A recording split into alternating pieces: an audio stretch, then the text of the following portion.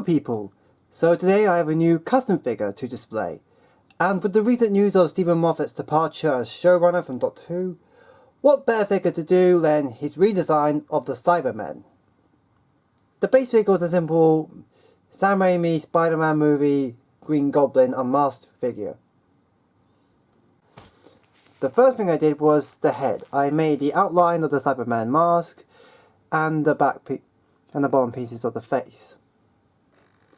Then I used milliput to make the whole of the back piece. So just covered the whole back in milliput and sculpted in the details with a sculpting tool. So all the ridges and all that other stuff. I pretty much just then added more milliput to sculpt it on the mask and the face. Blended it in with the back. And I did it in separate pieces. So the top half for the eyes, the top part of the mask and the mouthpiece. And I just blended it all together after sculpting in the mouth and the eyes. Then for the handles, I just used bits of milliput to make the earpieces.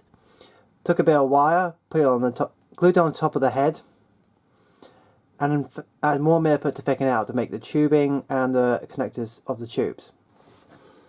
Then I moved on to the chest piece. I covered the majority of the chest in milliput to fill in all the muscle details on the original figure.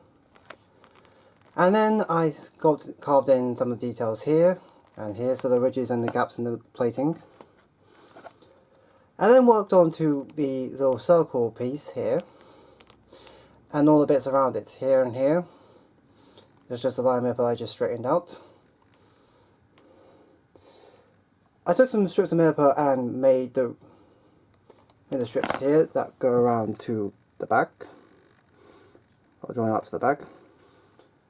The little wrap piece of the original figure were here, and they kind of match well to the design of the Cybermen they have now. So I just took some milliput and made them, and joined them together and made them go all around the body. Then for the legs, I just covered up the top bits in milliput for both legs, got them together, waited them for dry, and then did the bottom bits. So that involved doing the same thing, carving out the detail around the edge of the leg, and the little gap here. And it's for the front and the back of the legs. So I just blended it all together with the rest of the figure. A similar process was done with the bottom of the legs, but the rest of it was just smoother. So I just took some milliput, covered the legs in it and the stuff, and just moved it out. I did the details on the feet, which was just making the plates on the feet here, on the toes and on the top.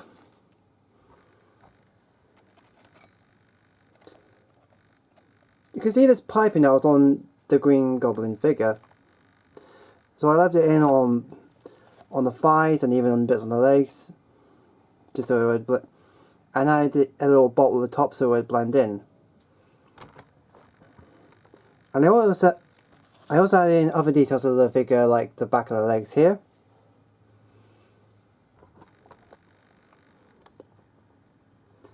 And even the bits on the spine and the back of the plating. Finally, I had to do the shoulders, which was I just took some tinfoil, made the shape, blended it over the arm of the figure, and covered it in milliput. And I did it for both sides so it will give it more support and wouldn't break as easy. Once that was done, I added the little piping and bolt at the top of the shoulder. I did this for both arms. And then I hot glued it to the figure's shoulder after removing the shoulder pads that the original figure had. Before I did that, I added more sculpting details around the arms of more of the plating and the piping. Then I glued it to the shoulder.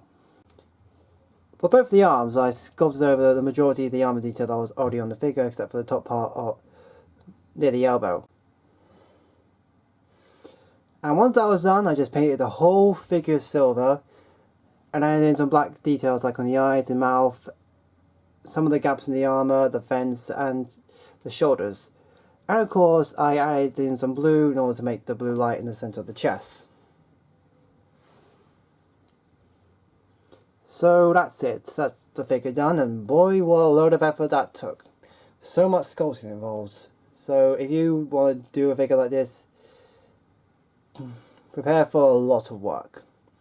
And admittedly, this figure is not perfect either. I mean, the figure is kind of tall compared to the other Doctor Who figures, but hey, what can you do? I'm working with what I got here, but I feel it looks well enough to fit the part, and I'm happy with what I've got at the moment. So, thank you for watching, and I'll see you guys later.